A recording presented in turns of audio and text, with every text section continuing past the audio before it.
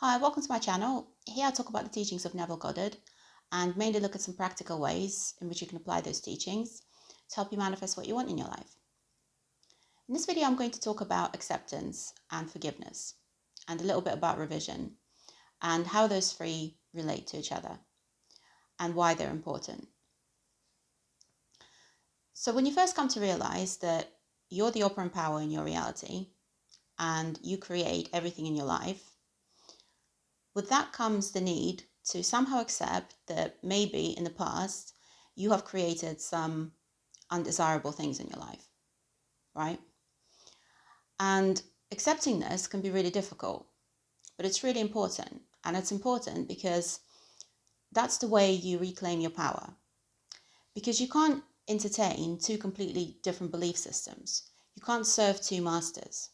So you can't believe that you are the operant power in your reality and at the same time believe that you're a victim of circumstances and things just happen.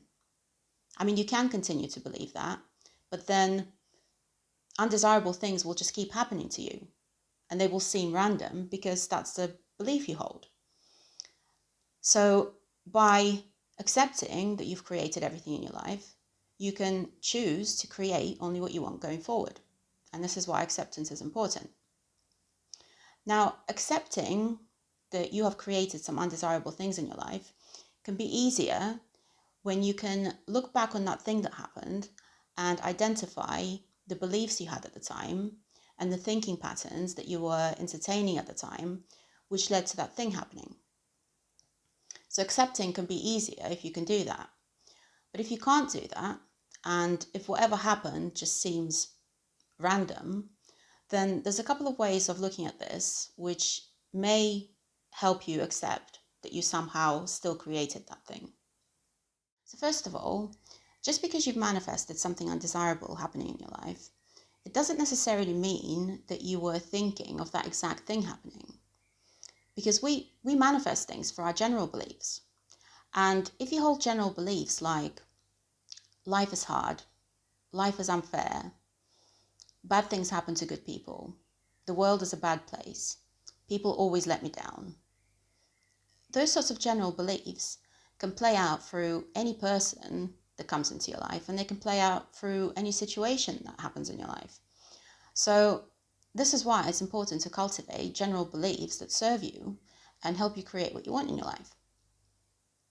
So that's one way to look at this. Another way to look at it is just by thinking of your subconscious mind.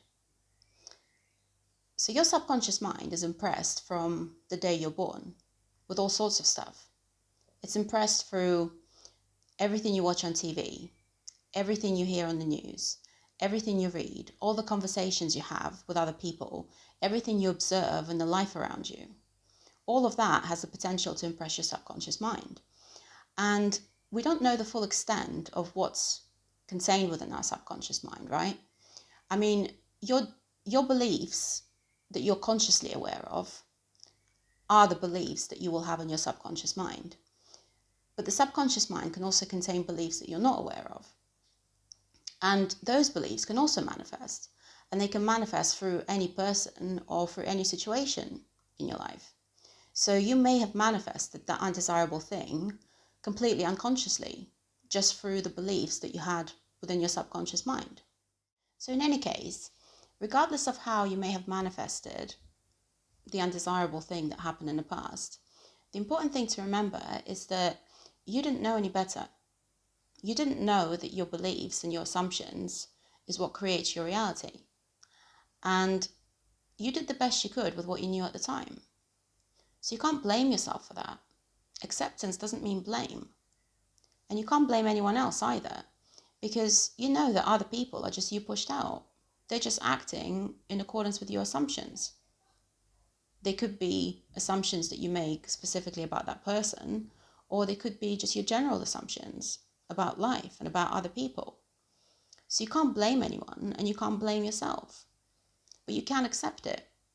And if you are still blaming yourself, then you need to find a way to forgive yourself so you can move forward and you can focus on creating what you want going forward. Because if you're still thinking of the past and you're reliving those memories and you're saying things to yourself like, I'm so stupid. Why do these things happen to me? How do I always create this? How did I do this?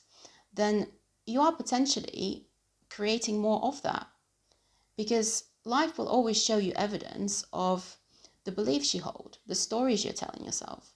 So if you're saying to yourself, I'm stupid, I always create such shit in my life, then life will show you evidence of you being stupid and you creating shit in your life. So it's important to forgive yourself so you can move forward. So forgiveness can just be a conscious decision that you make. You just accept that you somehow unconsciously created whatever happened in the past, and then you make the decision that it's not going to affect you anymore, because it can't affect you. The past doesn't actually exist. The past only exists in your memory, and it can only affect you if you continue to live in that memory and continue to entertain those old beliefs and the old stories which led to the undesirable thing happening in the first place, thereby creating more of it. So that's the only way the past can affect you. So you can just say, this isn't going to affect me anymore. I'm a different person now. And then you focus on what you want going forward, and you don't continue to dwell on whatever happened in the past. You can still think of it, but you just assign no meaning to it, acknowledging that the past has no power over you. Another way to forgive is through revision. And Neville specifically taught revision as forgiveness of sin or repentance. And in this sense, sin doesn't mean anything evil. To sin just means to miss the mark or fail to meet your objective. So if you've created something undesirable in your life, you've missed the mark. You didn't get the desired outcome, so you've sinned. So by revising, you're forgiving, you're repenting, and then you're creating something different in your life, something that you actually want to experience. And I know some people think of revision as literally rewriting the past, but I don't think of it that way at all. The reason being is the past doesn't actually exist. The past only exists as a memory, and a memory is just an imaginal act. And we know that imaginal acts create.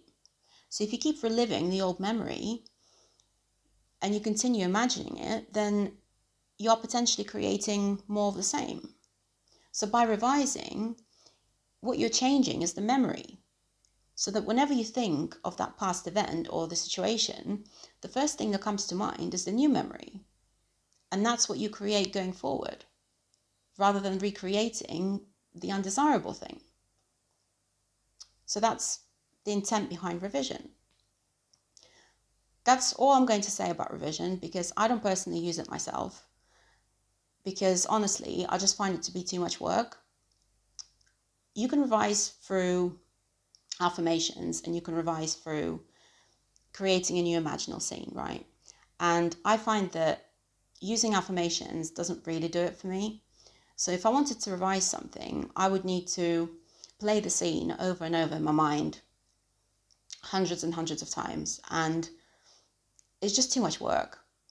I personally find it a lot easier just to accept and forgive and make that conscious decision to not let anything that happened in the past affect me anymore.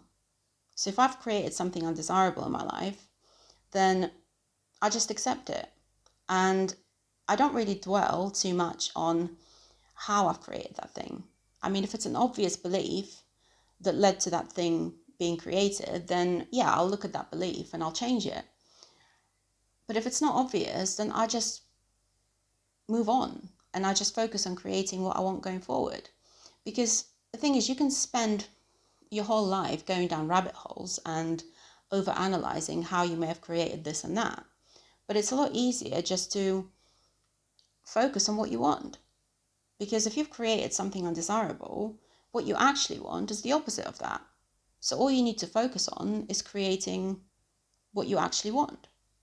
So you don't have to overanalyze everything and try to uncover all of your hidden beliefs that may have led to that thing happening. So this is really all I have to say about acceptance and forgiveness.